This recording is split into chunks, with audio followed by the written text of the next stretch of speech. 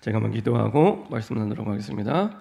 전능하신 하나님을 찬양합니다. 오늘도 우리에게 성령 충만함을 보여주사 우리 가정 가문과 현장과 우리의 관계된 모든 현장의 역사는 흑암이, 특별히 우상이 완전히 결박받고 떠나가게 허락하여 주옵소서. 모든 우상이 완전히 무너지는 날이 되게 하여 주옵소서. 우리가 알게 모르게 갖고 있는 우리의 마음과 생각의 모든 우상도 오늘 주 예수 그리스도 복음을 믿는 믿음으로 말미암아 완전히 무너지는 날이 되게 하여 주옵소서. 우리의 생각과 마음을 혼미케 하여 우리도 모르게 우상 숭배하게 만드는 모든 사단과 저주와 이 마귀의 세력이 권세는 주 예수 그리스도의 능력 이름으로 완전히 결박받고 떠나가게 하시고, 주님이 기뻐하시는 뜻을 따라, 주님의 소원을 따라, 주님의 계획을 따라, 주님의 언약을 따라 가장 먼저 인도받는 증인 될 수 있도록 축복하여 주옵소서. 감사드리며 예수 그리스도의 이름으로 기도합니다. 아멘. 오늘 함께 나눌 말씀 제목은 틀린 것을 미리 누린 아합 왕입니다. 틀린 것을 미리 누린 아합 왕입니다. 우리 좌우에 계신 분들과 인사 한번 하겠습니다. 예수가 그리스도이십니다. 우리 한 번 더 인사하겠습니다. 그리스도께서 모든 문제를 끝내셨습니다. 자, 우리 한 번 더 인사하겠습니다. 나는 우리 가정의 선교사입니다.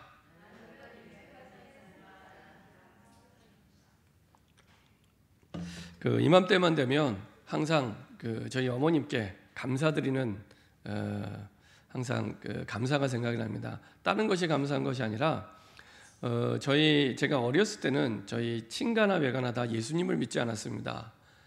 특별히 우리 외갓집은 무교였지만 친가는 독실한 불교 가문이었습니다.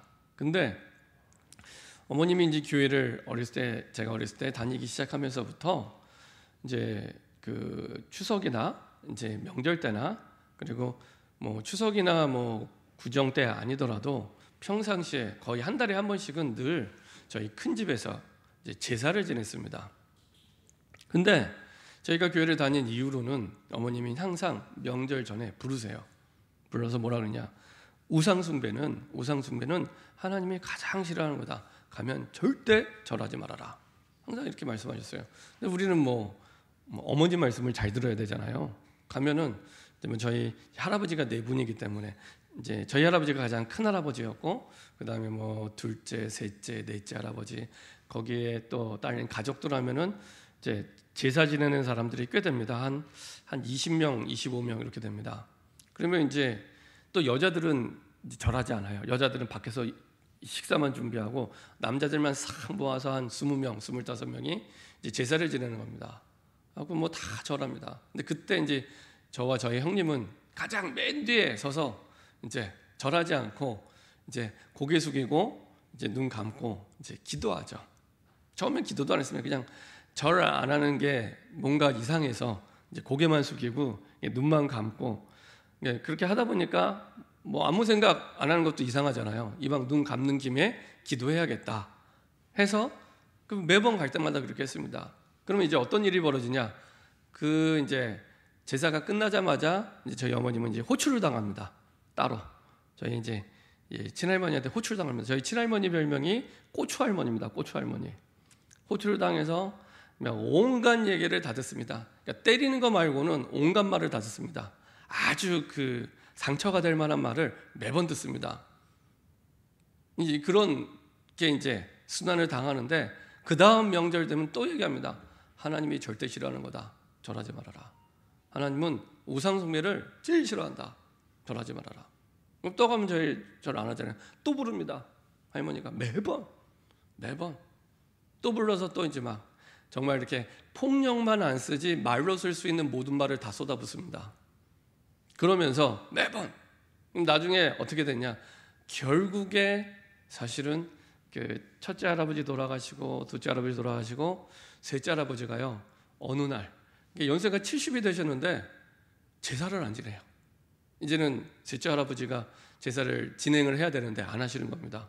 왜 안 하시다 봤더니 할아버지가 예수 믿기 시작하신 거예요. 예수 믿기 시작하면서 그때부터 자연스럽게 제사가 없어졌습니다.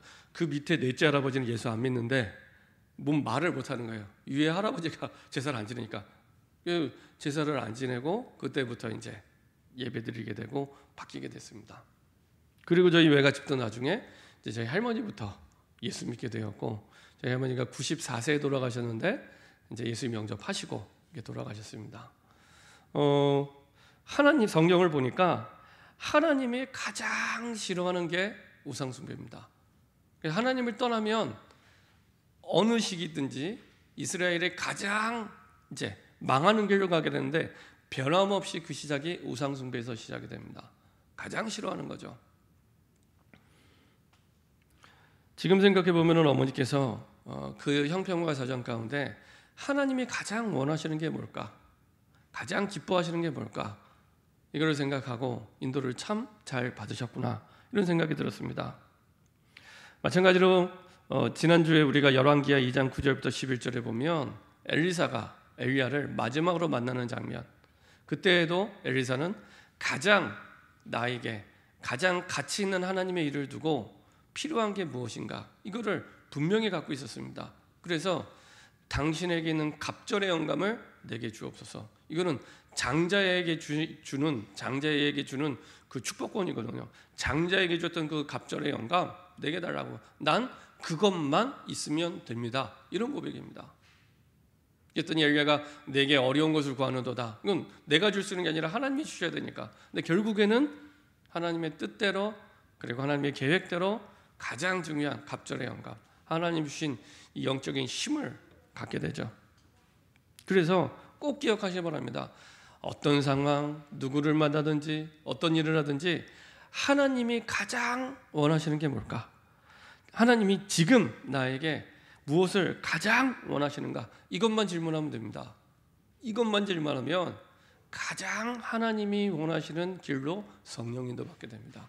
그래서 매번, 특히 내가 문제를 만났다, 큰 어려움을 만났다, 큰 고민이 된다, 갈등이 된다, 일이 안 된다, 학생들은 공부가 안 된다, 괜찮습니다. 그럴 수 있습니다. 중요한 건 하나님의 큰 계획을 두고 인도받는 인도 가운데 있기 때문에 그게 무엇인지만 질문하시면 됩니다. 다른 거 질문 안 하셔도 됩니다. 이것만 질문하셔도 됩니다. 왜냐, 이 질문에서 모든 것이 다 나옵니다. 하나님이 우리에게 주시고자 하는 게 있는데, 이게 늘 하나님이 원하는 것과 내가 원하는 게 안 맞으니까, 하나님이 필요하는 것과 내가 필요하는 게 안 맞으니까 이게 방향이 늘 벗어나게 되는 거죠. 근데 이게 맞아지면서부터 사실은 그 속에서 모든 것들이 다 나오게 됩니다.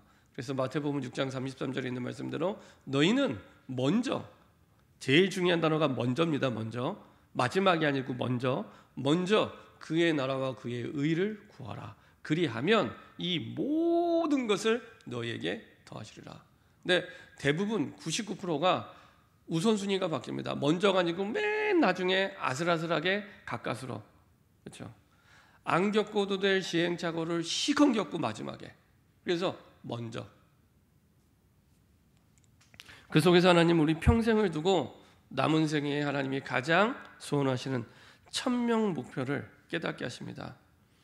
내가 숨을 쉬고 살아가야 되는데, 내가 일을 해야 되는데 왜 해야 되는지 하나님이 내게 주신 절대 이유를 깨닫게 되고요, 항상 예비되어 있는 내 인생을 향한 아무도 막을 수 없는 절대 계획을 깨닫게 됩니다.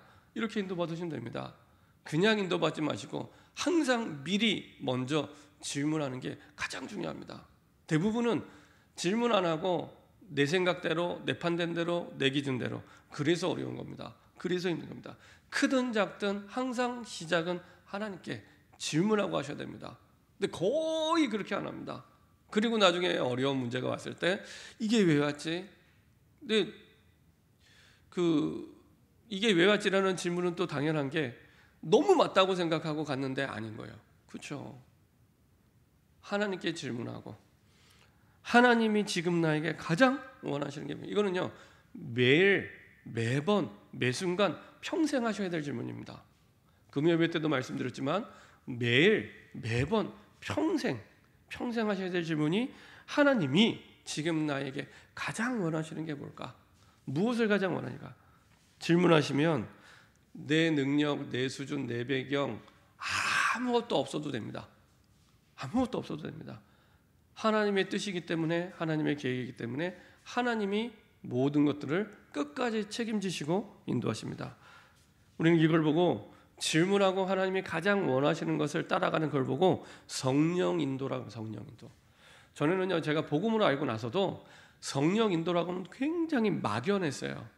내가 이걸 어떻게 삶에 인도받아야 되나, 굉장히 막연했는데 간단합니다. 질문만 바르게 해도 됩니다.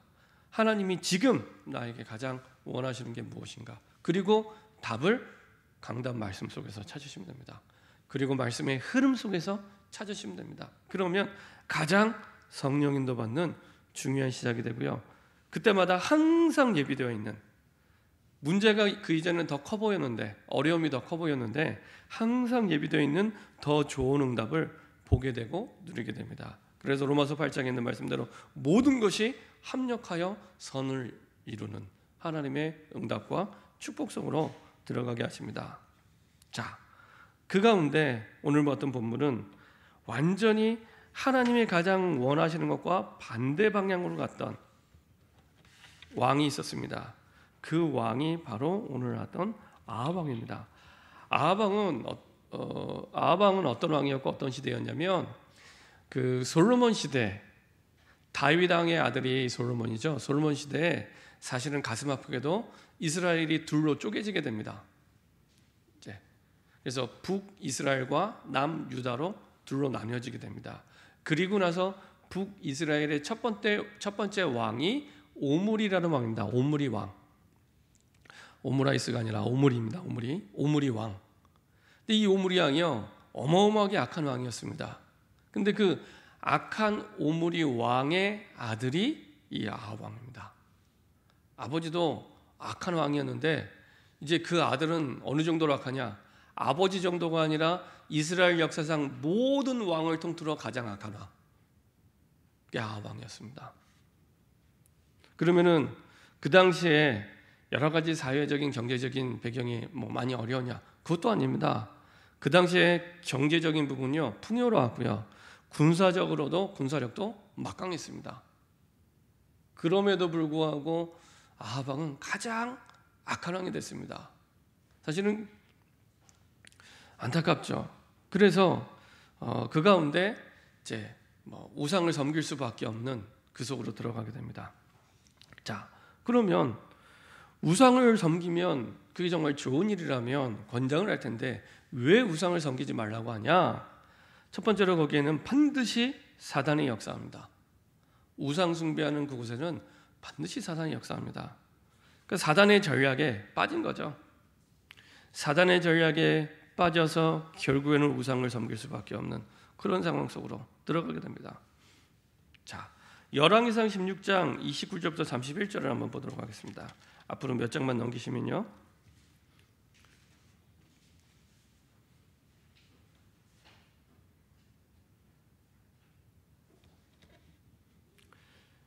이스라엘의 이제 아합 왕이 왕으로 등극하는 그런 장면입니다. 자, 29절부터 31절까지 같이 한 목소리로 합독하도록 하겠습니다.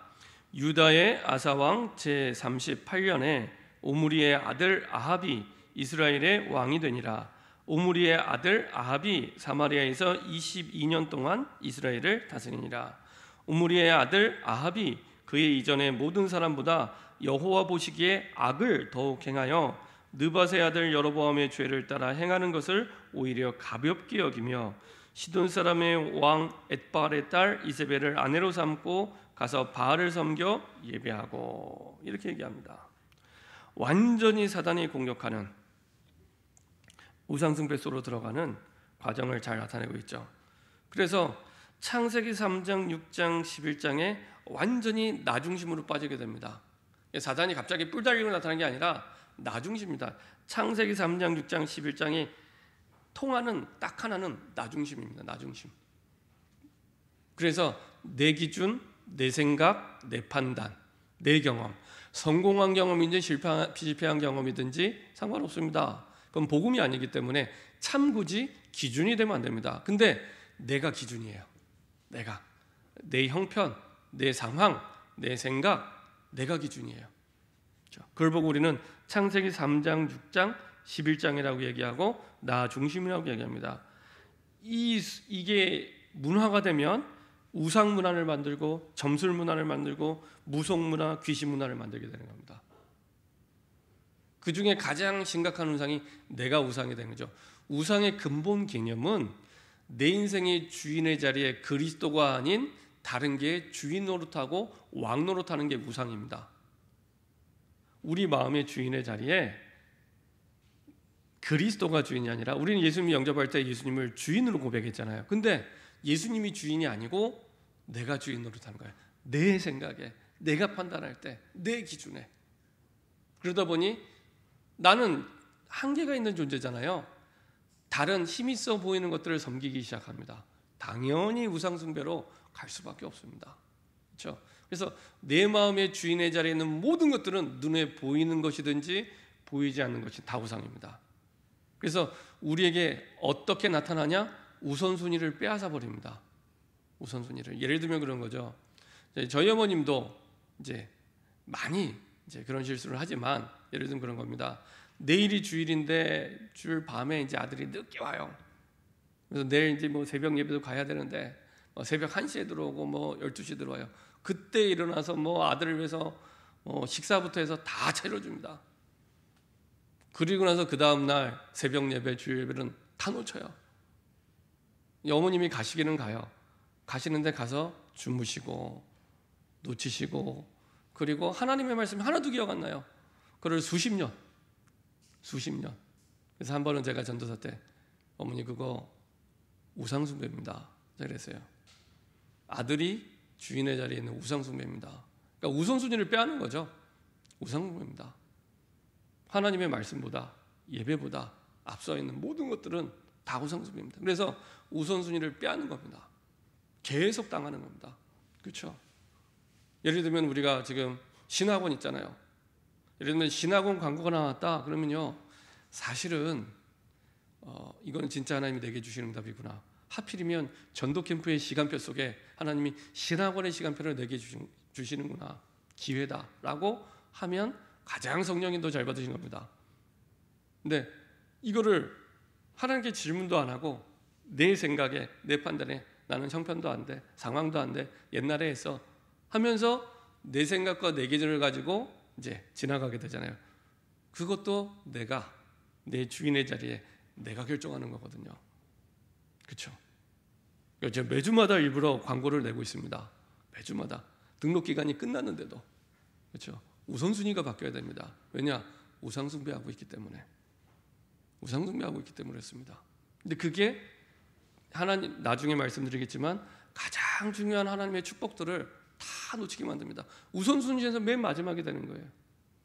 하나님은 우리에게 축복을 주시고자 세계복음화의 그릇을 준비하고자 하는데 다 놓치게 만드는 겁니다. 그렇죠? 사단이 계속 공격하는 틈이 됩니다. 고린도전서 10장 20절을 한번 보도록 하겠습니다. 성경에서 제사에 관해서 가장 정확하게 나와 있는 하나님의 말씀이죠. 고린도전서 10장 20절입니다.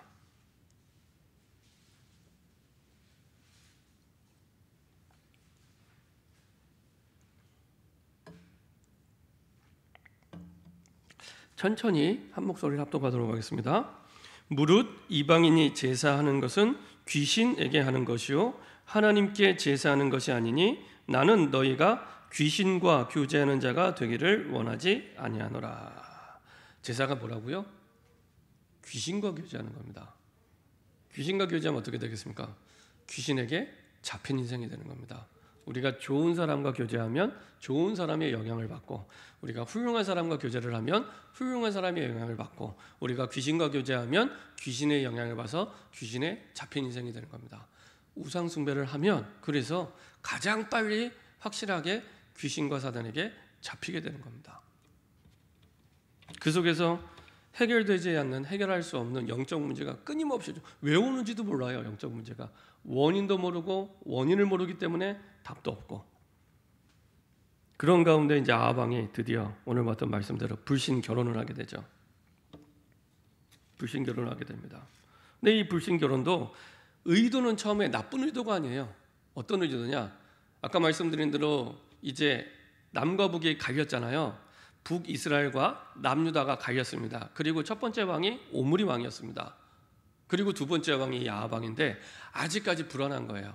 남과 북이 갈린 상태에서 나라가 좀 더, 지금도 충분히 사실 부유하고 군사력도 강한데 좀 더 나라가 안정돼야겠다. 그러려면 지금도 마찬가지지만 그때 당시에는 훨씬 더 많은 경우에 일부러 정략적인 결혼을 합니다. 정략적인 결혼. 전나라와 우리나라가 이제 이 전나라의 왕의 공주와 결혼을 해서 이제 정략적인 결혼을 맺게 되는 그런 차원에서 부인을 맞아들이게 된 겁니다. 이세벨과 결혼하게 됩니다.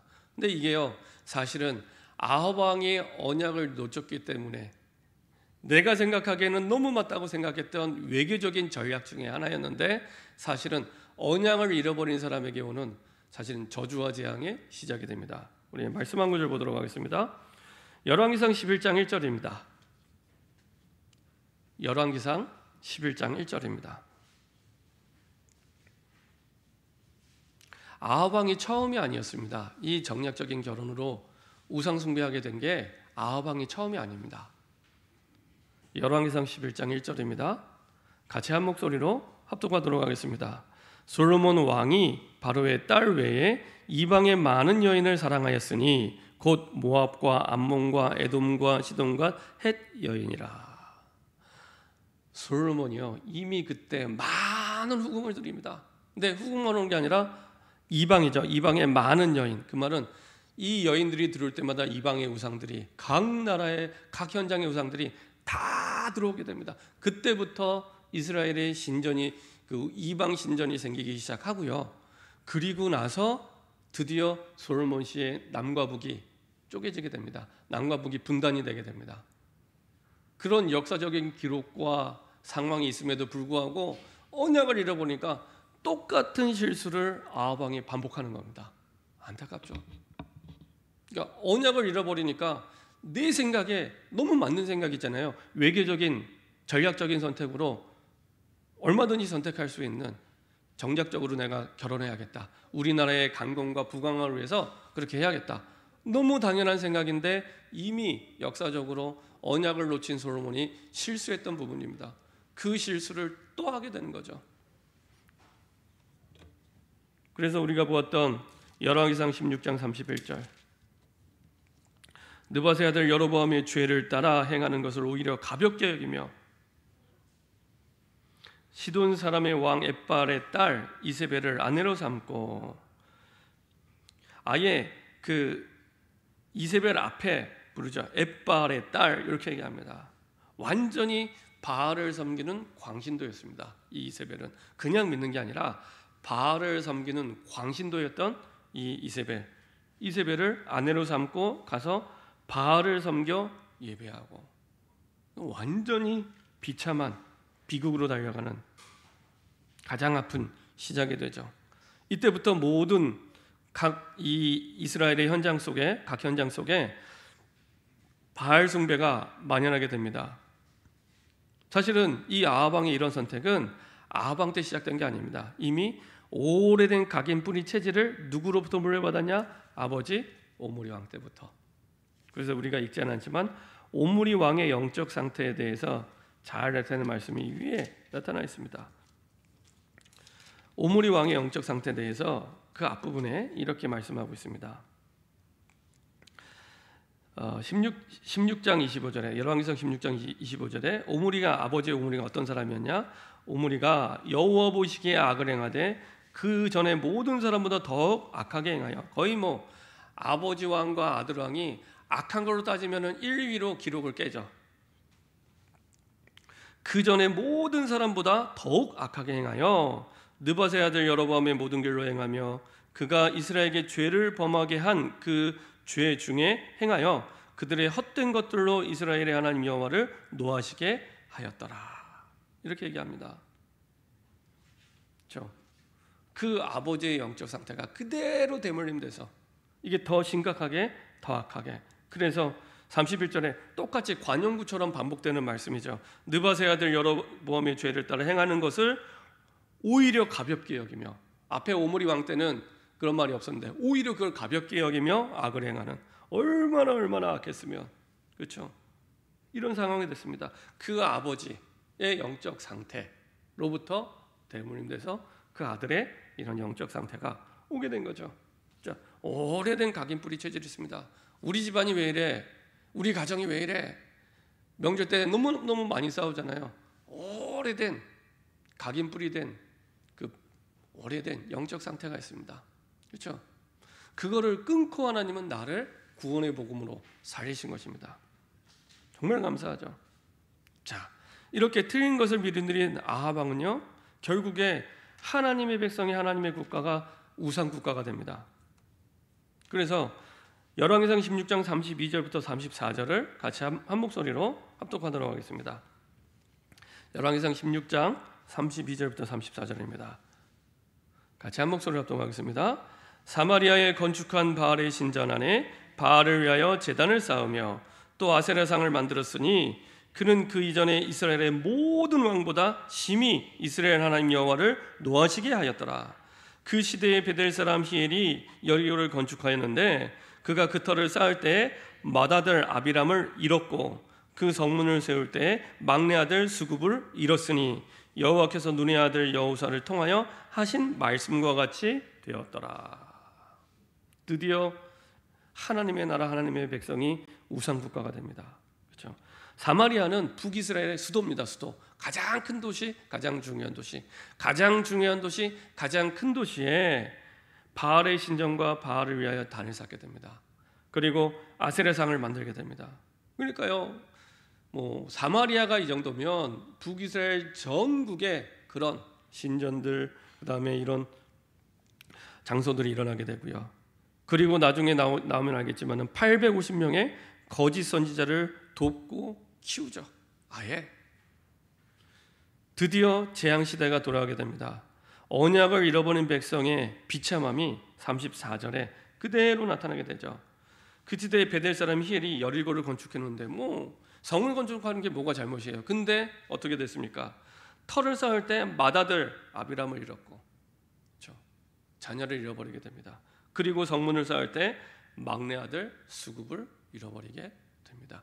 가장 가슴 아픈 일이 요한복음 3장 16절에 있는 말씀대로 하나님이 세상을 이처럼 사랑하사 독생자를 주셨으니 이는 저를 믿는 자마다 멸망치 않고 영생을 얻게 하려니라.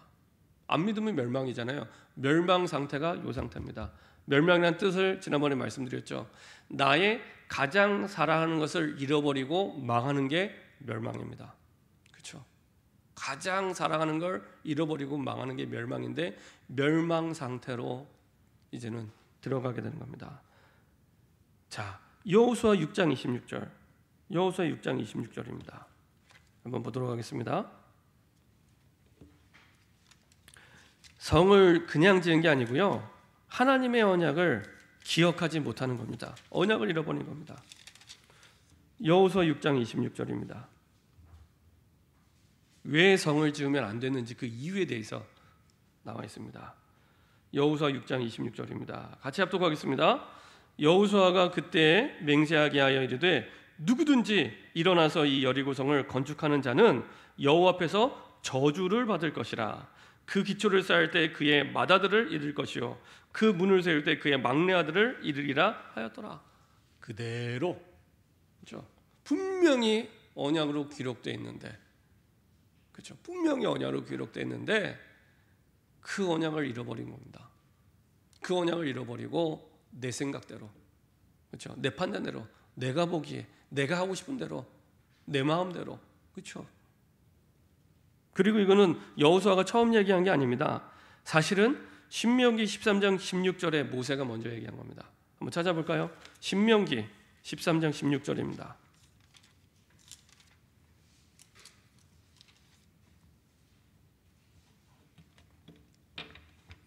모세가 얘기한 것을 여호수아가 한 번 더 잊지 말라고 확인시켜 준 겁니다. 잘 아시는 것처럼 신명기는 모세의 유언과도 같은 가나안 땅에 들어가서 이스라엘 백성이 살아야 될 언약에 대해서 세 편의 설교로 말한 내용이죠. 자, 신명기 13장 16절 같이 한 목소리 합독하겠습니다. 또 그 속에서 빼앗아 차지한 물건을 다 거리에 모아놓고 그 성읍과 그 탈취물 전부를 불살라 내 하나님 여호와께 드릴지니 그 성읍은 영구히 폐허가 되어 다시는 건축되지 아니할 것이라.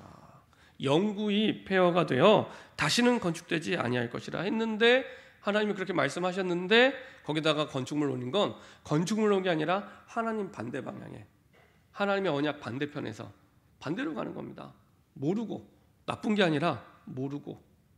언약을 잃어버리면 그렇게 됩니다. 나쁜 게 아니라 모르고 나도 모르게 멸망의 길로 가게 됩니다.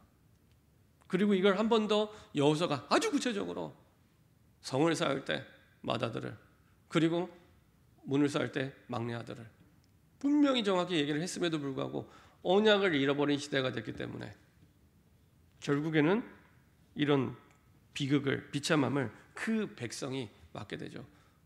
그렇죠? 지도자가 너무너무 중요합니다. 그리고 하나님이 주신 언약을 붙잡는 것이 얼마나 소중하고 중요한 일인지. 그렇죠? 나중에 이세벨은요, 계시록 2장 20절 보면요, 가증한 여인의 대명사가 됩니다. 진짜 가증한 여인 하면은 누구냐? 이세벨 할 만큼 가증한 여인의 대명사가 됩니다. 세 번째로 실패를 미리 누린 아합 왕 부부.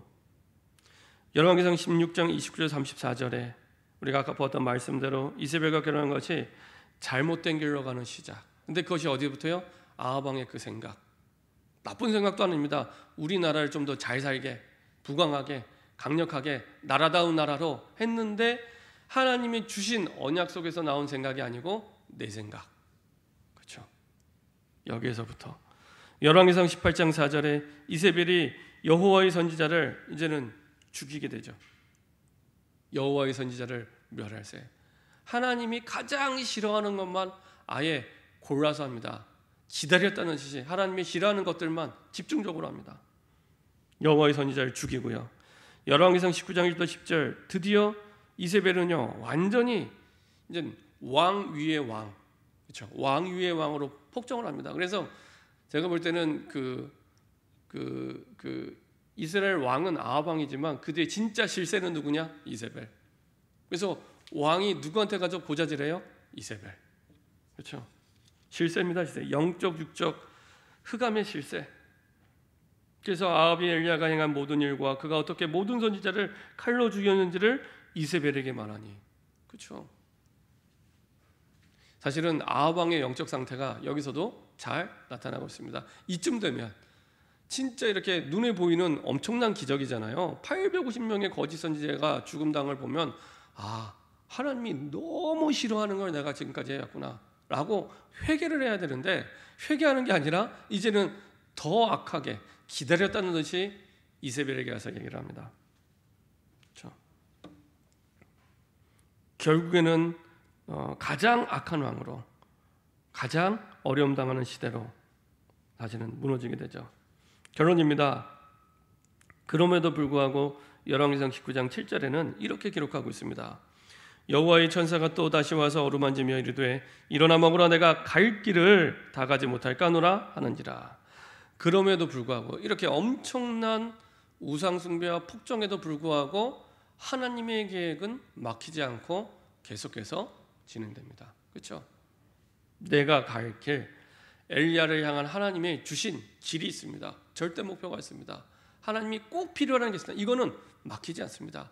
그 어떤 우상 숭배와 폭정과 왕이나 할지라도 하나님의 계획은, 하나님의 절대 언약은 막히지 않고 진행되게 되죠.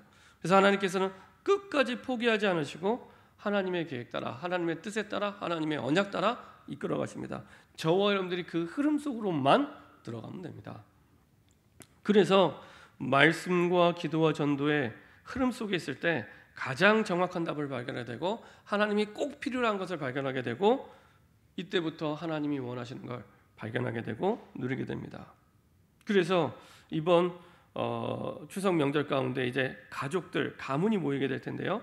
정말로 우리가 전도 캠프 때 받은 말씀대로 구원받은 자의 양심을 가지고 진짜 하나님이 가장 원하시는 것이 우리 가족들이 구원받는 거 아니겠냐. 그리고 구원받은 그 가족이 예배가 회복되는 거 아니겠냐. 그렇죠? 그리고 예배가 회복된 그 가정이 이제는 미션홈이 돼서 정말로 전도와 선교하는 가정이 될 수 있도록, 그리고 그걸 넘어서서 성경대로 전도와 선교하는 그 땅과 그 지역 책임질 지교회로, 그리고 우리 가정의 한 나라와 한 민족과 그렇죠, 한 지역을 책임질 그런 가정과 가문이 될 수 있도록 하나님이 가장 기뻐하는 가정의 모델입니다. 그래서 구원받은 자의 양심을 가지고 한 사람 한 사람 만나기 전에 기록해 보세요.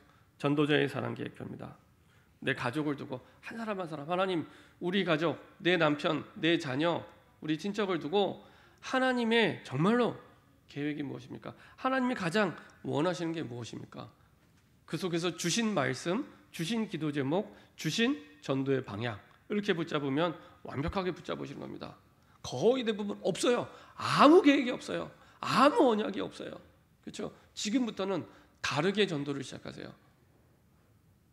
정말로 하나님, 내가 만나는 우리 사랑하는 가족들의 하나님 정말로 주신 말씀, 주신 기도 제목, 그리고 전도의 방향을 미리 붙잡고 내가 가게 허락하여 주옵소서. 그걸 보고 우리는 전도자의 사랑 계획표라고 합니다. 그러면요, 다 받은 겁니다. 그러면 힘이 생기고요, 그 가정, 가문, 가족들과 우리 그 친척들과 만났을 때요, 정말로 확신 있게 내가 만난 그리스도에 대해서, 내게 주신 언약에 대해서 전달할 수 있게 됩니다. 그렇죠? 억지로가 아니고요, 하나님 주신 언약 속에서 가장 자연스럽게 하나님이 모든 것들을 움직여 주시고 인도해 주십니다. 그리고 이걸 내가 평상시에 누릴 수 있도록 리듬이 생길 때까지 정식기도의 비밀을 누릴 수 있도록. 그래서요, 믿음은 들음에서 납니다. 그래서요, 듣는 것부터 하세요. 내가 편안하게 하나님의 말씀을 듣는 것부터. 대부분 뭐에서 무너지기 시작하냐? 보는 거 듣는 거에서 사단의 틈이 생깁니다. 그렇죠? 보는 거 듣는 거에서 사단의 틈이 생깁니다. 보고 듣는 거에 생각과 마음이 영향을 받게 되고요, 그 생각과 마음이 내 영적 상태를 만들기 시작합니다. 그러면은 보는 거 듣는 것부터 바꿔야 됩니다. 기도가 안 된다, 말씀이 안 들린다, 한번 기록해 보세요. 내가 하루 종일 뭘 보고 있고 뭘 듣고 있는지. 어마어마하게 핸드폰을 많이 보고 있고, 드라마도 많이 보고 있고, 인터넷도 많이 보고 있고, 세상의 사람의 소리도 많이 듣고 있는데 하나님의 음성 듣는 시간이 없고 하나님의 말씀 보는 시간이 없습니다. 그렇죠? 입력되는 대로 출력되는 겁니다. 그렇죠? 입력되는 대로. 그래서 입력을 바꾸면 출력도 바뀌게 됩니다. 믿음은 들음에서 나고, 들음은 그리스도의 말씀이다. 그렇죠? 그리고 읽고, 시편 119편 97절에 있는 말씀대로 하나님의 말씀을 읊조린다고 표현하고 있죠. 그리고 이것을 기록으로 남길 때, 그렇죠? 기록으로 남길 때 아주 중요한 응답의 시작이 됩니다. 그래서 여러분들이 이번 추석 명절 기간이 중요한 전도 캠프 기간 동안에 우리가 만나게 될 명절인데요, 중요한 복음의 빛이 비춰지는 응답의 시작이 되기를 소원합니다. 기도하겠습니다. 하나님 감사드립니다. 성경을 통해 틀린 것을 믿으려는 아합 왕이 어떻게 한 나라와 민족을 우상국가로 만드는지를 확인하게 하심을 감사드립니다.